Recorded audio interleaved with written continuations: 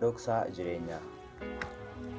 Jireenyi ilmi namaa guyyaa guyyatti jijjiirama yookaan badaa irraa bakka gaariitti jijjiirama. Jireenyi ilmi namaa guutuu wal fakkaataa miti. Gariin hiyyeessaa, gariin dureessa, gariin gammadaa, gariin aaraa fi gadda.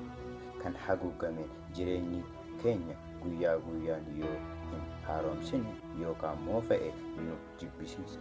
Yookaan immoo gara badiitti nu geessisa.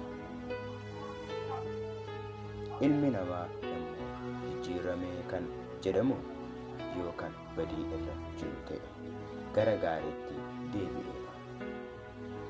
Dhoksaa jireenyaa.